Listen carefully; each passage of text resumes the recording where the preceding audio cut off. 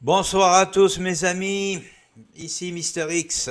Les Français libres parlent aux Français libres, la résistance parle à la résistance.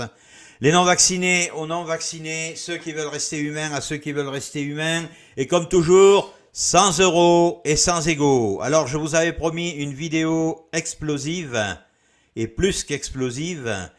Et pour co-animer cette émission avec moi, j'ai l'honneur de recevoir celle qui est un peu l'étoile au firmament de notre liberté. J'ai nommé Chloé Framery. Bonsoir Chloé. Bonsoir François, bonsoir à tous et à toutes.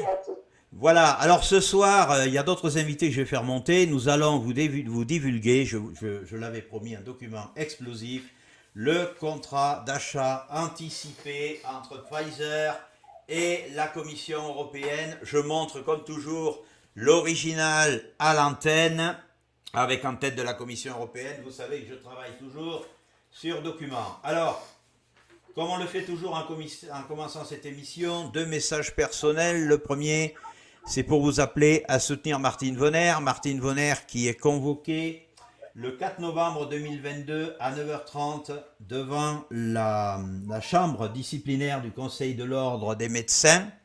Donc je lance un appel massif à tous ceux qui seront par là d'y aller, de la soutenir en masse. Vous savez le combat qu'elle a mené contre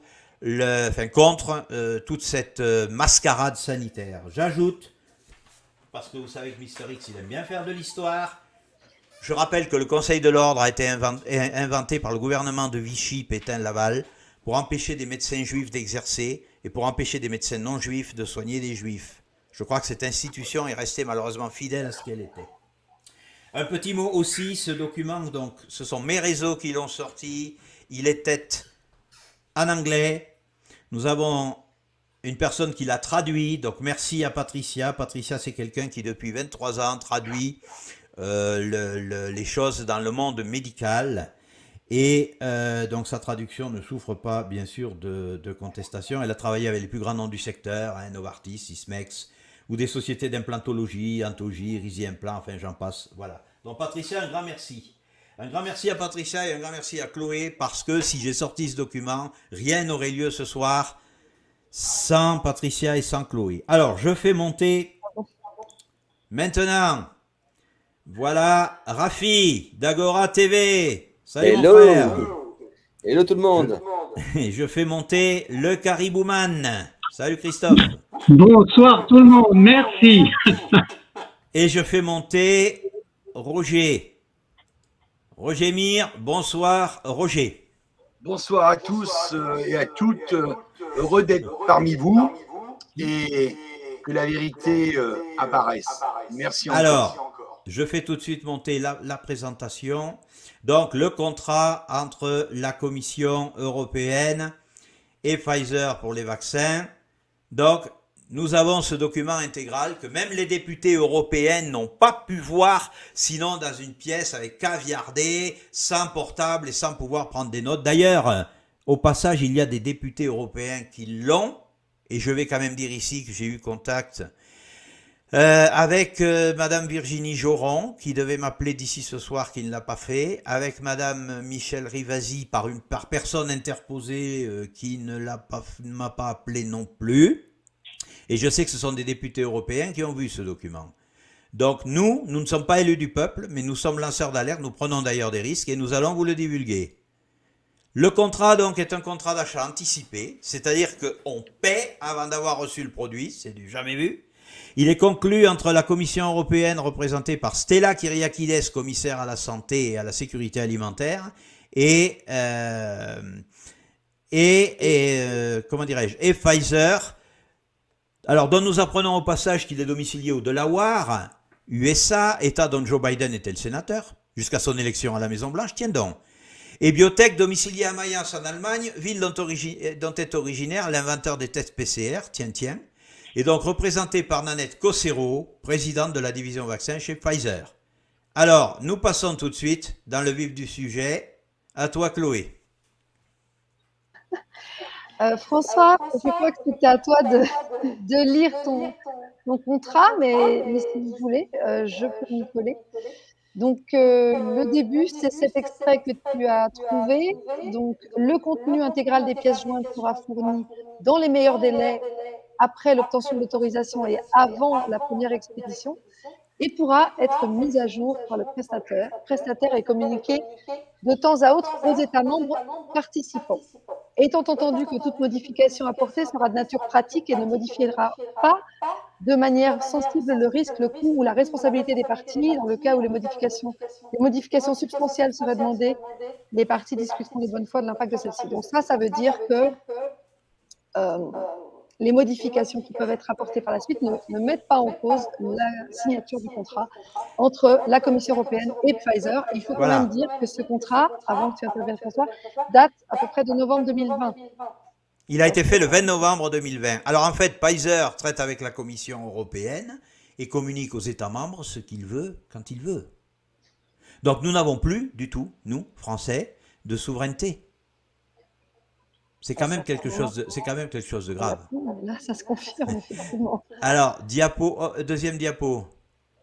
Alors, on vous dit, il y a 23 pages, 23 slides, donc ça sera assez concis finalement. Alors, j'y vais.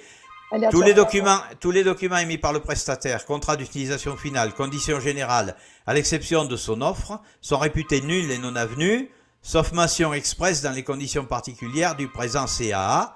En toutes circonstances, en cas de contradiction entre le présent contrat et les documents émis par le prestataire, le présent contrat prévaut indépendamment de la nature de la disposition contraire figurant dans les documents du prestataire. Donc en clair, aucun État membre ne peut se prévaloir des documents de Pfizer, seul le contrat fait foi, seulement puisqu'il est tenu secret. Quel recours juridique possible? Je ne sais pas, qu'est-ce que vous en pensez là les amis sur le plateau? C'est un verrouillage, c'est un beau verrouillage en fait. Hein. Là, pour empêcher du contradictoire sur un contrat, il n'y a pas mieux. Voilà, non mais exactement. Hein, voilà, Christophe, notre juriste de service, il n'y a pas mieux. Alors on passe à la suite. Juste pour préciser, CAA, c'est contrat d'achat anticipé, pour que tout le monde comprenne bien.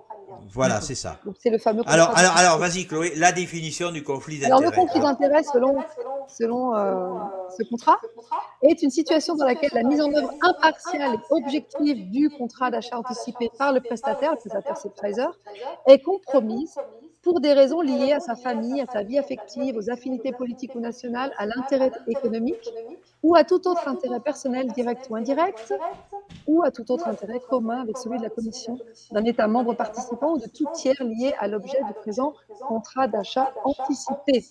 Alors c'est quand même piquant. Revenons, ouais, c'est piquant, parce que le mari de Ursula, voilà. D'ailleurs, il reste la faute d'orthographe que je t'avais signalée, mon cher François, c'est von der Leyen, oui. Non pas von der Leyen, même si c'est une hyène au demeurant, peu importe.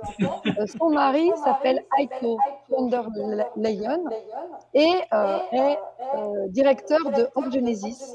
Orgenesis qui travaille avec Pfizer et depuis qu'il est nommé directeur là-bas, il a eu un salaire qui a été multiplié par 4. Voilà. Et surtout, Orgenesis a les mêmes actionnaires que Pfizer. Et elle fabrique de l'ARN messager. Je dirais qu'ils ont tous les mêmes actionnaires, c'est Vanguard et BlackRock. Que ce soit non, mais c'est quand même piquant de voir. C'est quand même piquant de voir ça. Quand même. Voilà, donc le conflit d'intérêt incarné par le couple von der Leyen. Voilà. Alors, on me dit dans les commentaires qu'il faut, quand vous ne parlez pas, de couper le micro parce qu'il y a des parasites. Alors, on continue. Attends, on revient juste sur la slide d'avant. Je rappelle aussi que le fils de Ursula et de Heiko, je présume, s'appelle David et a travaillé de 2013 à 2016 pour McKinsey. Eh bien, donc ça complète. Bien évidemment. Bien évidemment, comme d'autres qui ont travaillé chez NL et Associés, qui avaient des relations avec McKinsey. Voilà. Alors, continuons. Alors, vice caché, allons-y, désigne un défaut entraînant la non-conformité du produit avec les cahiers des charges applicables dont l'État membre participant concerné peut démontrer la présence au moment de la livraison du produit, mais qui n'aurait pas pu être détecté à la livraison par inspection visuelle par l'État membre participant, ses représentants ou leur personnel. Donc vous avez bien lu, parce que les substances contenues dans ces injections, les substances toxiques, d'après ça, ce n'est pas des vices cachés, malgré le nombre de morts. Elles ne peuvent pas se détecter par inspection visuelle, n'est-ce pas? Et en plus, puisque les contrats membres n'ont pas connaissance du contrat jusqu'à preuve du contraire, vous voyez où ils veulent nous amener. Est-ce qu'on peut faire une petite pause sur les slides pour que je vous montre une intervention de Christian Terre, qui est eurodéputé roumain. Il a dit ces mots le 10 octobre et ça dure 2 minutes. Oui, Pour oui, oui, vous oui. remettre un petit Alors peu dans le attends, contexte. je fais descendre les slides Et et tu peux lancer ta vidéo, Mais Chloé. tu peux valider. Oui, oui, bien D'abord. sûr, voilà. Voilà. Et maintenant, je vais dessus et je vais lancer le film, la vidéo. I was paying very close attention to everything that was said here, and I cannot hide my shock. And, you know, nobody answered concrete questions that all of my colleagues asked. We heard allegations here and statements from the representative of Pfizer stating, and I quote, that they cannot release the contracts because they have certain interests. What about the interests of the people? What about their health? Because it's our authority. C'est juste une petite pause pour dire qu'il est en train de nous dire que le contrat Pfizer a été caché parce que Pfizer avait des intérêts et allait avoir un préjudice si le contrat était montré. Voilà, On me dit que tu as un écho dans ton micro, Chloé. Alors, depuis que je suis avec vous, effectivement, il y a un écho. C'est ce que je vous ai signalé au début de la soirée. Alors, je ne sais pas faire autrement, malheureusement. D'accord. Désolée. To make sure that we get to the bottom of this. So the first question that I address to you is the following. Just yes or no. When exactly are you going to fully publish the contract that you signed between Pfizer and the European Commission? Donc là, il est en train de demander à quel moment la Commission européenne va publier le contrat signé avec Pfizer, le fameux contrat dont on parle ce soir. Second question. You were mentioning the risks, and you gave us some billions of euros that your company invested in producing these vaccines. What about the health of the people who are actually put at risk by being injected with these medical products that clearly, in some cases, might have adverse effects? Là, il vient de dire qu'il y a des risques exposés par Pfizer à divulguer le contrat. Et il demande, mais qu'en est-il des risques pris par les personnes qui se font injecter ce produit et par les États membres qui se mettent, qui s'exposent en fait parce que c'est eux qui prennent toutes les responsabilités dans ces contrats. So the second question is Pfizer liable according to these secret contracts that none of us saw? So we want to know exactly. Is Pfizer liable or responsible for any adverse effects produced by your own products? Third question. Has Pfizer had access to the coronavirus before December 2019 when we knew about it? And here's the reason why I'm asking for it. The whole world found out about the COVID or coronavirus in December of 2019. On January the 11th, 2020, the Chinese government published, and I quote, the genetic data of this vaccine, of this virus. But in the data that your company submitted to EMA in order to receive marketing authorization, you provided data showing that you tested your medical product, and I quote, you started the test on January 14th, 2020. So I'm asking you, how is it possible that in 3 days, after the whole world found out the genetic data of this virus, your company already tested the vaccine on mice? Thank you.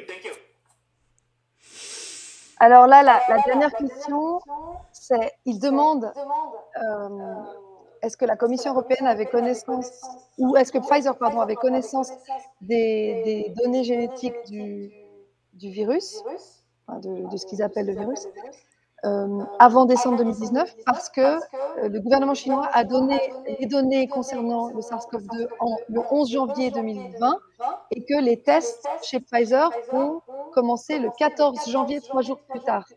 Donc, c'est beaucoup trop court, selon Christian Terre, pour dire que pour commencer des tests, alors qu'en 3 jours, en fait, à partir des données qui venaient de recevoir de la Chine. Voilà, c'était juste pour introduire le fait que ce fameux contrat n'est pas divulgué aux députés européens.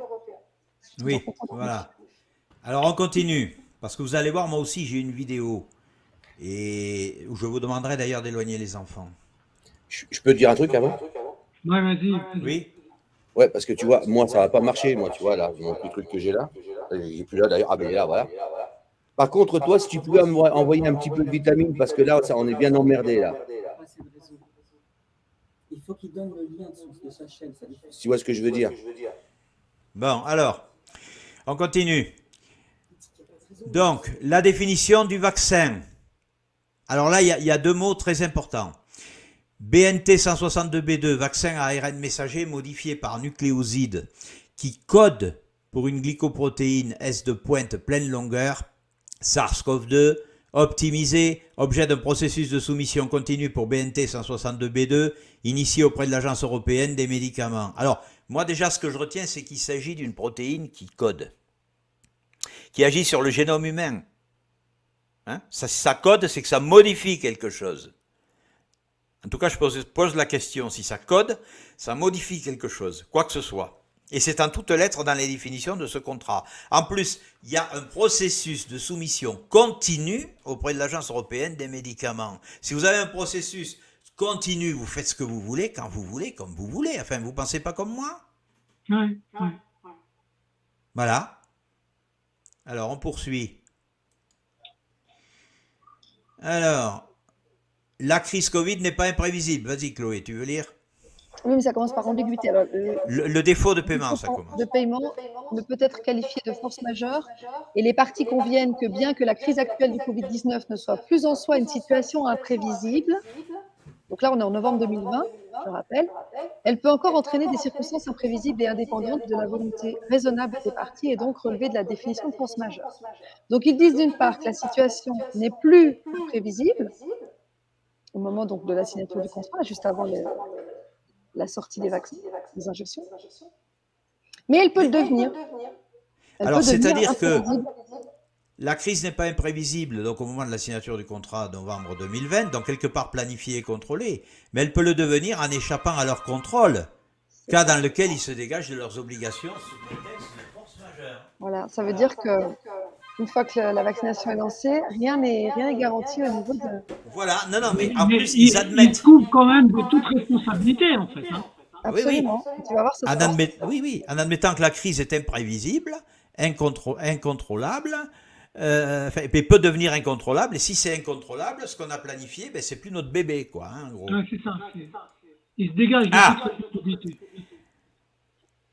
Alors, ben, je continue à lire, peut-être, Chloé, ou tu veux... Non, vas-y, Alors, vas-y.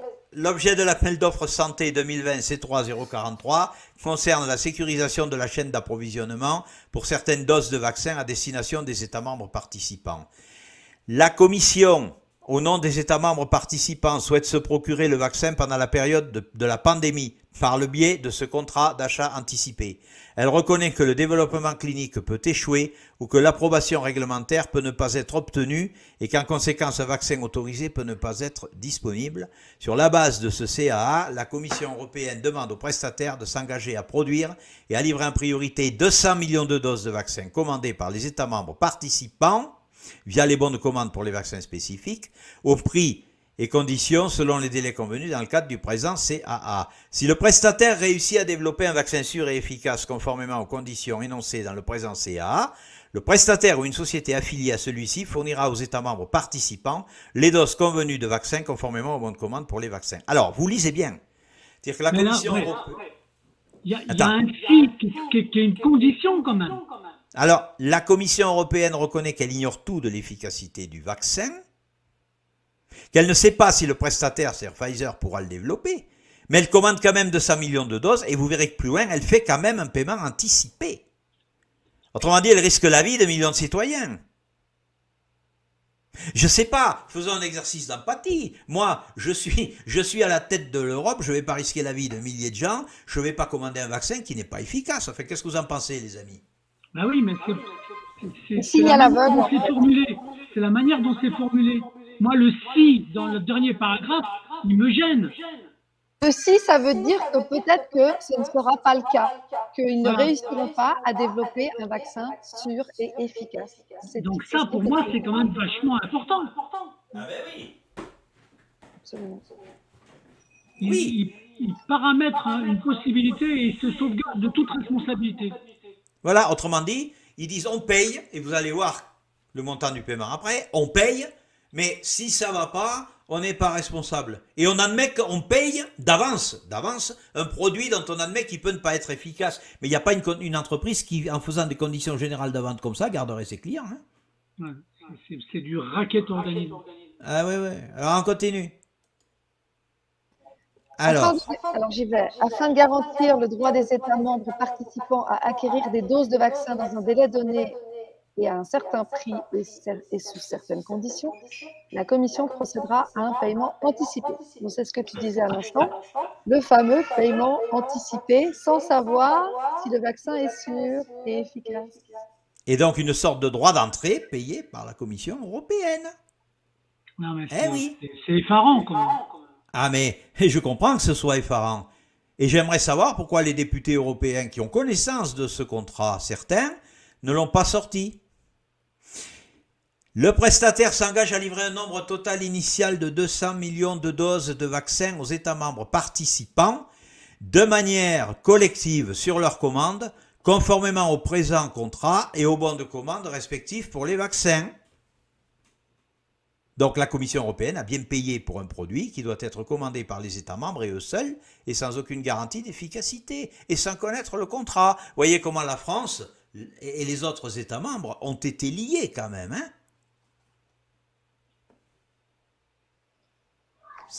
Qu'est-ce que ça vous... Des réactions là les amis? Des réactions, Rafi, Roger?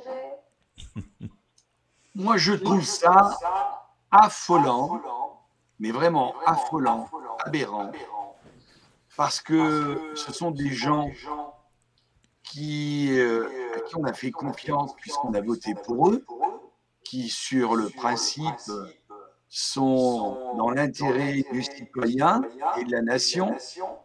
Et on se rend compte que la seule chose qu'ils pensent à faire et qu'ils font, c'est trouver le moyen de s'enrichir, de pouvoir voler les deniers de l'État, donc notre argent.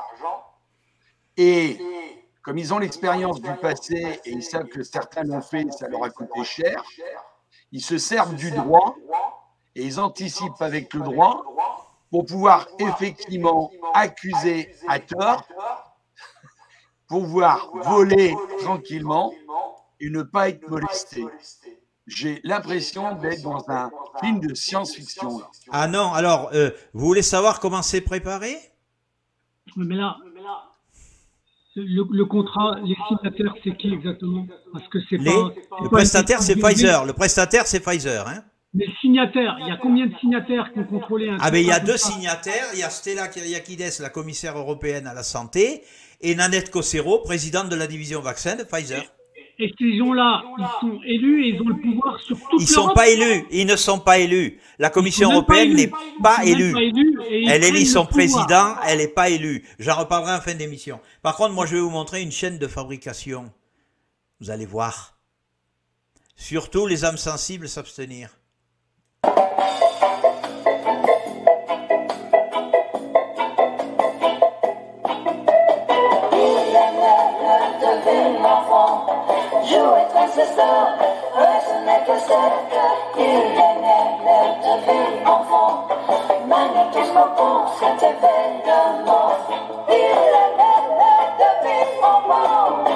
Le père est bien tranquille, bon ouvrier, bon artisan. Vous avez compris contre quoi je me bats, les amis? Oui, non mais c'est... Moi qui ai des informateurs partout, vous avez compris contre quoi je me bats? Vous avez compris ce qu'ils font dans votre dos maintenant? Tu aurais pu prévenir quand même.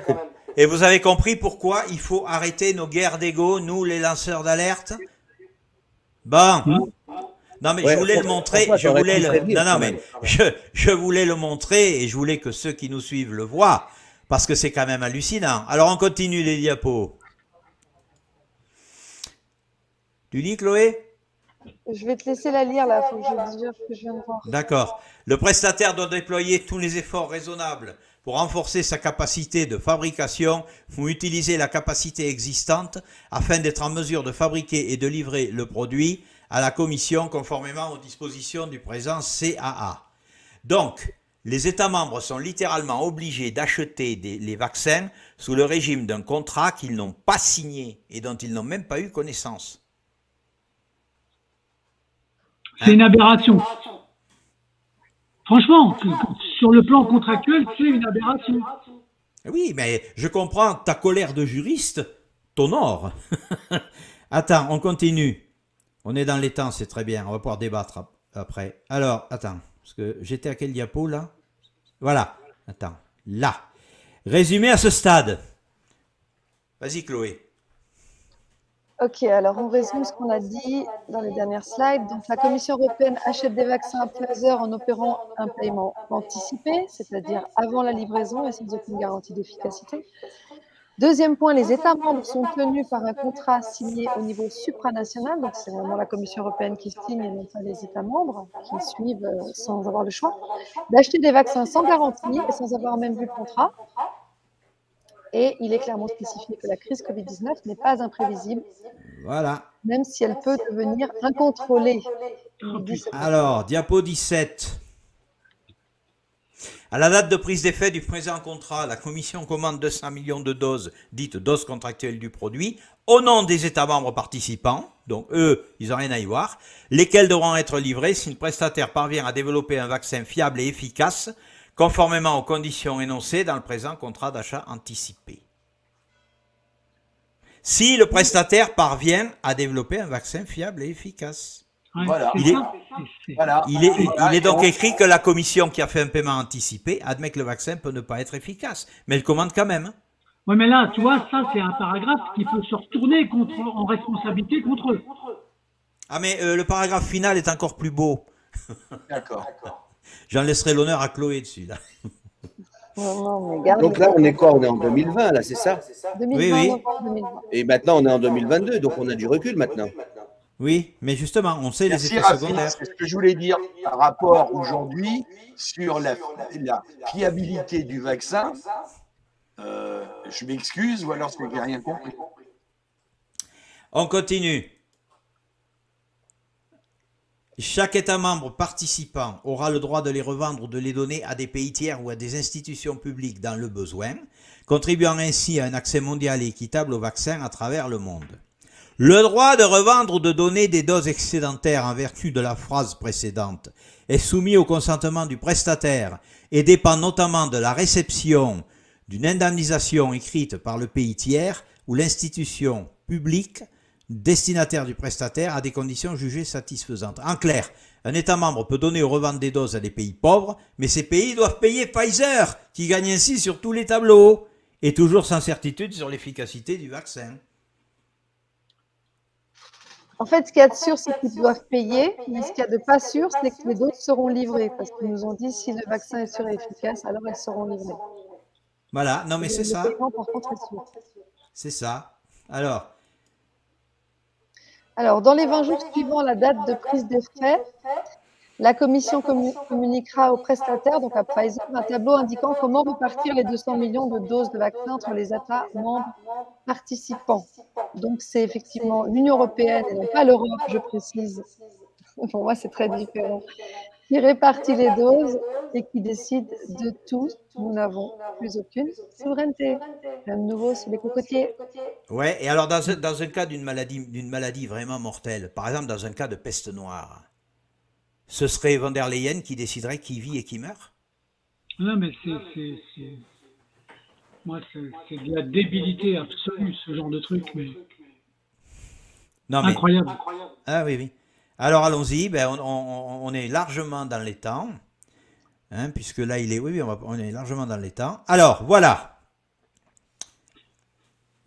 le prix du vaccin pour la Commission et les États membres participants pour les 200 millions de doses contractuelles sera de 15,50 par dose hors TVA. Alors c'est un prix moyen parce que le prix unitaire de chaque dose de vaccin repose sur le volume comme indiqué dans le tableau suivant.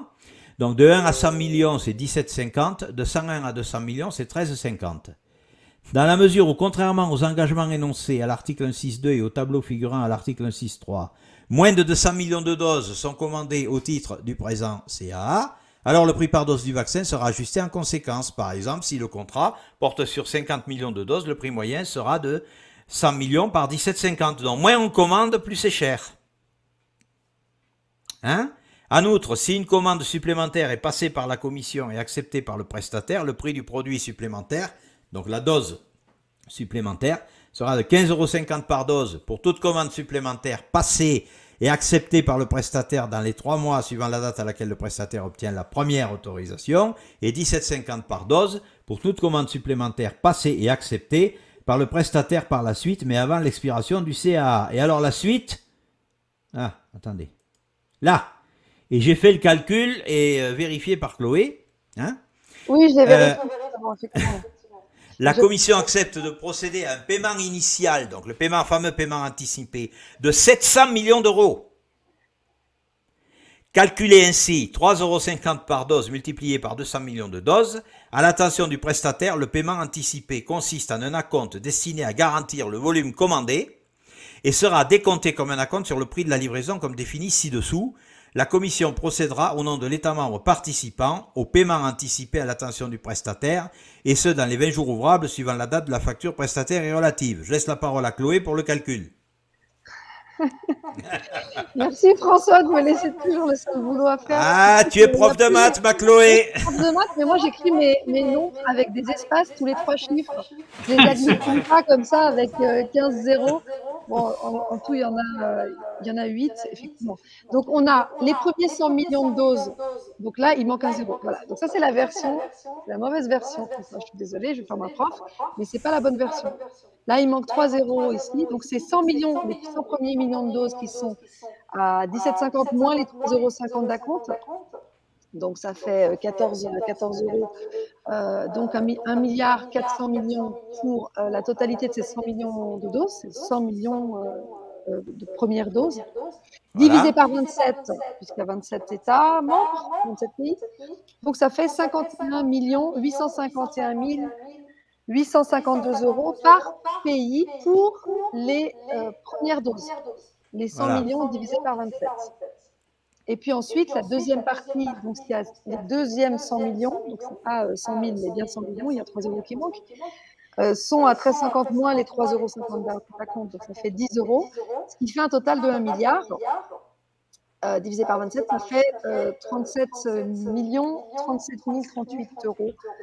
Donc en tout, 88, à peu près 90 millions, 90 millions d'euros par État membre. Et en tout, et donc Pfizer a empoché 2,4 milliards au total.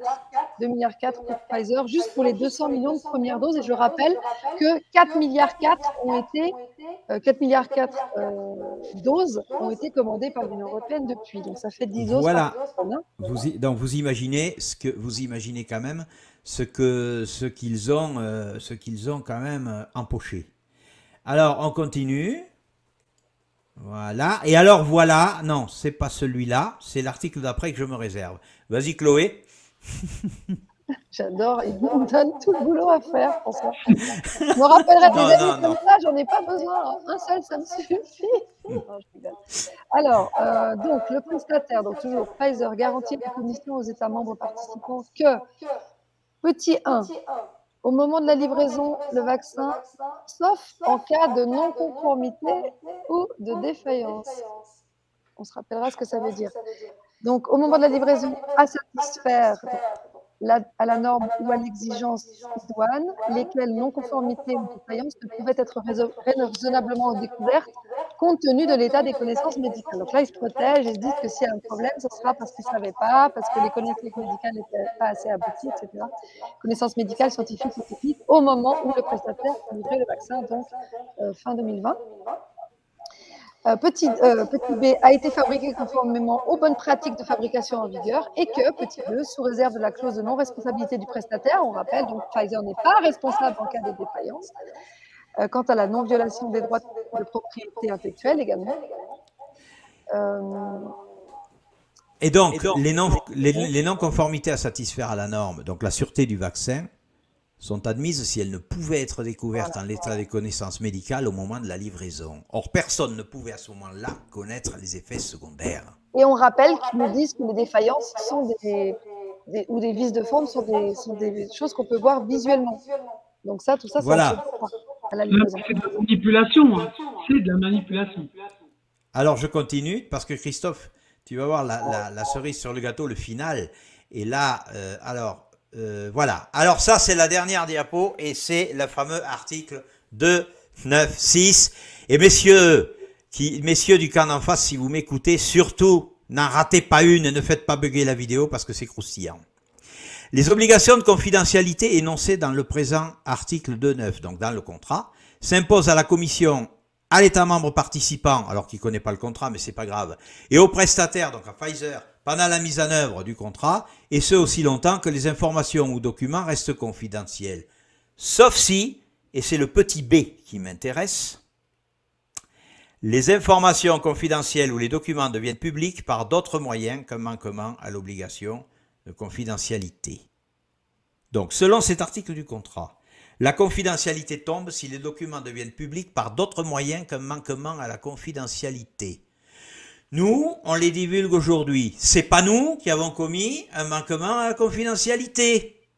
Donc, messieurs les parties concernées, à partir de maintenant, vous devez de tout divulguer sous peine de manquer aux obligations de votre contrat. Alors, là, on a encore un peu de temps, on a encore...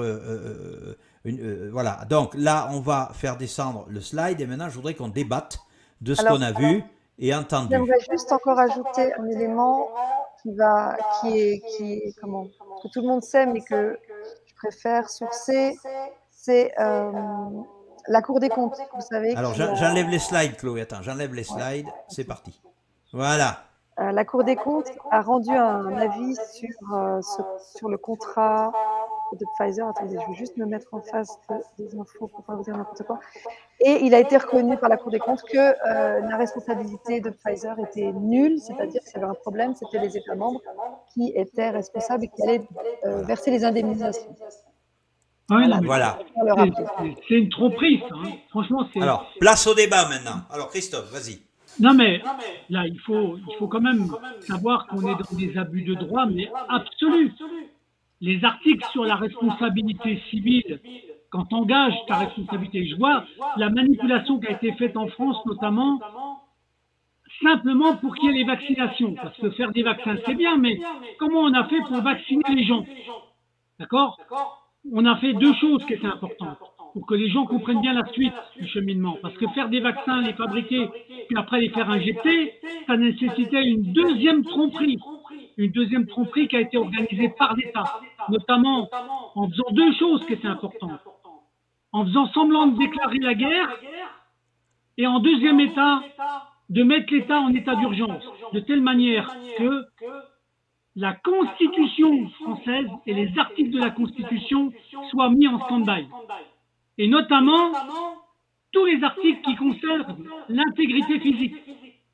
Donc il faut bien comprendre que la manipulation d'un contrat, tel qu'on le voit, tel qu'il est fait, où il se déresponsabilise à l'absolu, ce qui est un scandale, mais invraisemblable, alors qu'à l'intérieur même du contrat, quand tu vois tous les si ou les conditions qu'ils imposent, ça peut se retourner contre eux. Si tu as des très gros juristes, ils sont capables de les mettre par terre avec ce contrat-là. Eh bien, s'il y a des grands juristes, vous avez les coordonnées de l'émission qui défilent en bas. Je serai très heureux de parler avec eux. Non, mais c'est complètement dingue. Et ils ont fait ça pour tous les pays. Et tu te rends compte quand même. Moi, je suis content de voir un truc comme ça. Parce qu'il y a un moment donné, la vérité, il faut qu'elle saute au visage des gens. Hein. D'accord? Merci, Chloé. Mais voilà. Donc, moi, ça m'a... Mais tu te rends compte les aberrations qu'il y a dans ce contrat. Franchement, les aberrations. Alors, on va laisser un peu la parole à Rafi et à Roger, là. Et après, Chloé et moi, on conclura. Ah, vas-y, Roger. Ouais. Moi, très simplement, il y a deux questions qui me viennent tout de suite à l'esprit Et je vais vous dire, je vais vous soumettre, parce que ça mérite quand même un travail en profondeur avec tout ce qu'on vient de voir. Moi, j'ai carrément l'impression qu'ils ont anticipé et ils se sont dédouanés d'office du principe de précaution. Après, je ne suis pas un grand spécialiste du droit commercial, mais il me semble que déjà, sur le moyen de paiement et l'organisation du paiement de ce contrat dans le droit commercial, il y a, à mon avis, un vice de forme. Et puis la dernière, c'est pour tous nos auditeurs, comme moi, hein, citoyens français, c'est que je considère que c'est une agression de leur part. Et quel est le type de légitimité que nous avons par rapport à une telle agression? Parce que là, répondre comme on fait aujourd'hui à tout cela, je pense que nous sommes en légitime défense. Voilà, j'ai terminé. Ok. Moi, ce que j'ai envie de dire, c'est que bon, ça fait 8 jours qu'on parle qu'on va faire un dossier brûlant, explosant et tout ce qu'on peut, et tout est quanti. Et effectivement, il est tellement explosif qu'on a des problèmes techniques. En veux-tu, en voilà. Là, on a pu constater avec le technicien, ça pète dans tous les sens. On a passé des coups de fil de l'autre côté aussi au niveau de TVADP. C'est la même histoire. Donc, les gars, soyez un peu fair-play quand même, quoi. Il y a des trucs qui sont dits, mais sérieux, maintenant assumez, parce qu'on dit les choses, c'est comme ça, c'est pas autrement. Maintenant, si vous n'êtes pas d'accord, vous avez un droit de réponse et venez nous voir, il n'y a pas de problème. Vous avez le numéro qui défile, on vous a invité, faites l'effort, bon sang. Au lieu de saboter comme vous êtes en train de le faire, et venez vous exprimer, vous avez la parole, et on vous la donnera avec beaucoup, beaucoup de clarté, il y a sans problème. Voilà. Non, en tout cas. Alors, bien, les problèmes techniques ne m'étonnent absolument pas. D'ailleurs, j'en profite pour redire à ceux d'en face, ça suffit. Vous savez que moi, vous ne pouvez pas me faire taire, vous ne pouvez pas me censurer. Et vous savez aussi que si vous touchez à un cheveu de la tête des gens qui sont là ce soir, je ferai donner la puissance qui me représente. Moi, je n'ai pas peur de vous. Je n'ai pas peur de vous. Maintenant, Chloé, le mot de la fin? Non, le mot de la fin, c'est que maintenant, ils doivent publier ce contrat. C'est dans l'article que tu as montré tout à l'heure. Voilà, ils doivent le publier, oui. Ils ont l'obligation contractuelle de le publier. Voilà, on les a mis devant, effectivement, l'obligation contractuelle de s'exercer. Alors, il y a quelqu'un qui me dit, vous saviez que c'est expérimental, donc vous êtes de mauvaise foi.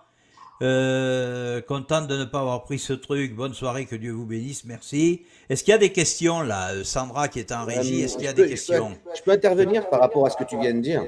Oui. Je vais répondre à cette personne qui parle d'expérimental. Au moment où ce dossier a été édité, ce contrat, on peut lire dans les pages quelque part comme quoi ils étaient en phase 3. Donc, c'est déjà terminé à l'heure qu'on parle. On n'est plus en stade expérimental. Tout à fait. La phase 3, c'est encore expérimental. Hein. D'après le contrat, ils ne sont plus en phase expérimentale. Alors ça, je ne l'ai pas vu. Ça évite les tests.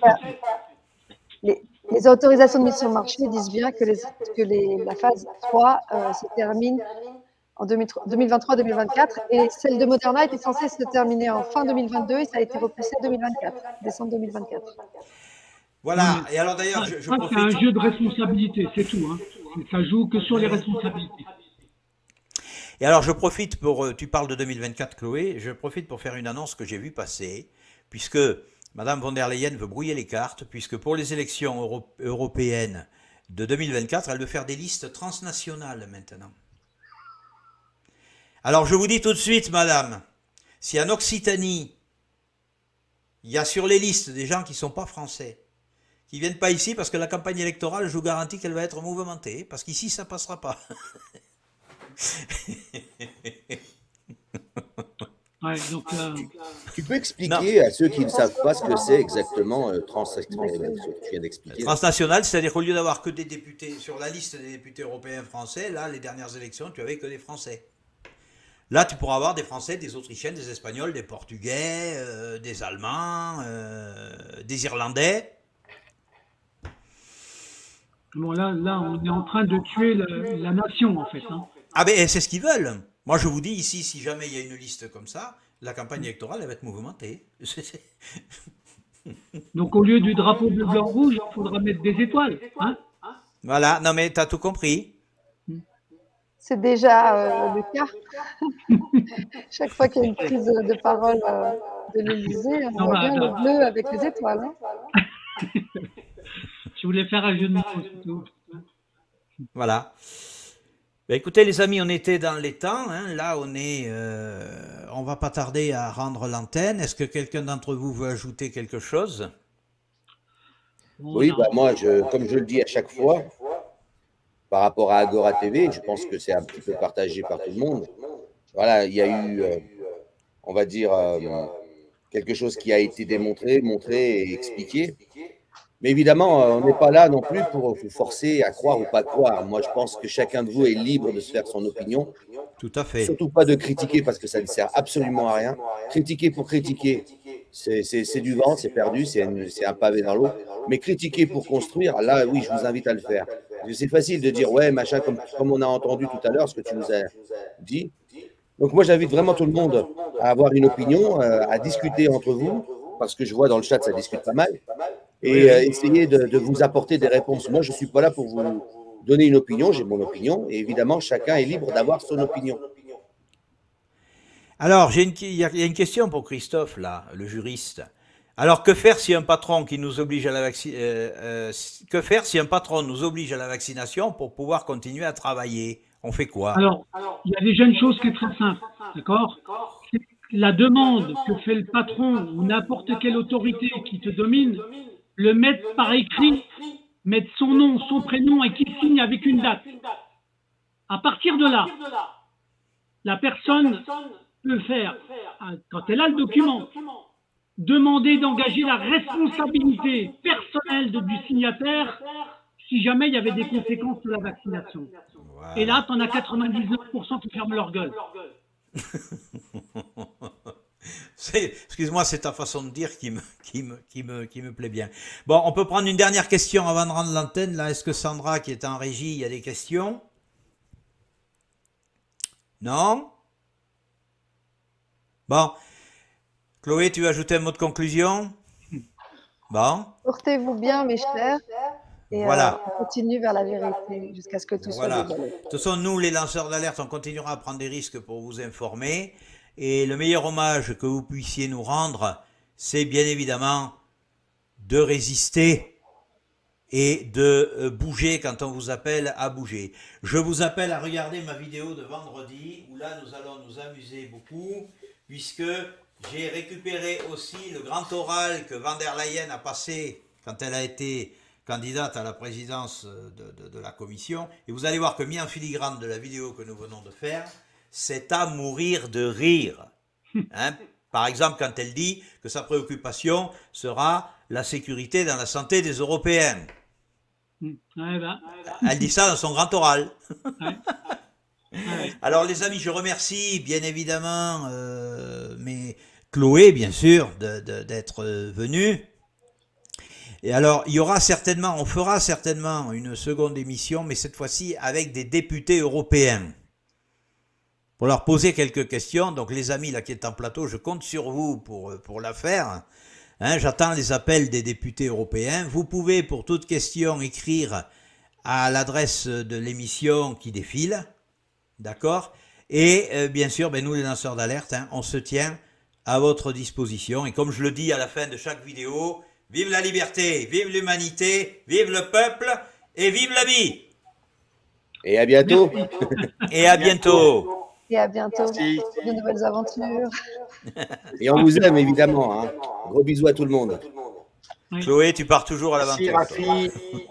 Merci Chloé. Allez. Amitié, merci.